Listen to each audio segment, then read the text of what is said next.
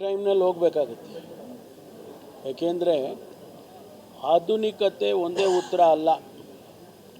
ಆಧುನಿಕತೆಯಲ್ಲಿ ನ್ಯೂನತೆಗಳು ಕಂಡು ಬಂದಾಗ ಏನು ಮಾಡಬೇಕು?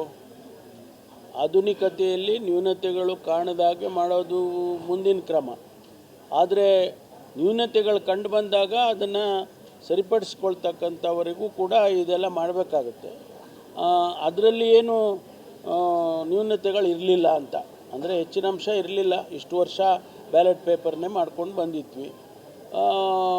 ಮಾಡರ್ನೈಸೇಷನ್ ಟೆಕ್ನಾಲಜಿ ಇದೆಲ್ಲ ಅಡ್ವಾನ್ಸ್ ಆದಾಗ ಇದನ್ನೆಲ್ಲ ಮಾಡೋದಕ್ಕೆ ಕ್ರಮ ತಗೊಂಡು ಇಡೀ ದೇಶದಲ್ಲಿ ಎಲೆಕ್ಟ್ರಾನಿಕ್ ವೋಟಿಂಗ್ ಮಿಷಿನ್ ತಂದರು.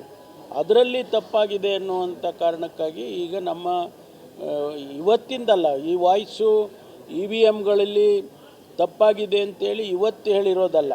ಮೊದಲೇ EVM ಇಂಟ್ರಡ್ಯೂಸ್ ಆದಾಗಿಂದನೂ ಕಾಂಗ್ರೆಸ್ ಪಾರ್ಟಿ ಹೇಳ್ಕೊಂಡೇ ಬಂದಿದೆ.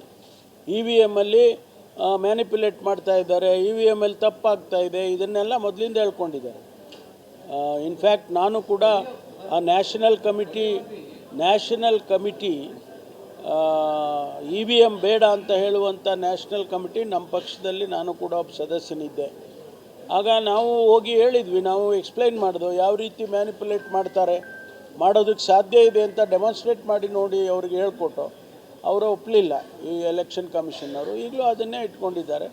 ಹಾಗಾಗಿ ಸ್ಥಳೀಯ ಚುನಾವಣೆಗಳಲ್ಲಿ ಚುನಾವಣೆ ಮಾಡುವಂಥದ್ದು ನಮ್ಮ ಜವಾಬ್ದಾರಿ ಇದೆ, ರಾಜ್ಯದ ಜವಾಬ್ದಾರಿ. ಹಾಗಾಗಿ ನಾವು ತೀರ್ಮಾನಕ್ಕೆ ತೊಗೊಂಡಿದ್ದೇವೆ, ಬ್ಯಾಲೆಟ್ ಪೇಪರ್ನ ಇಂಟ್ರಡ್ಯೂಸ್ ಮಾಡಬೇಕು ಅಂತ.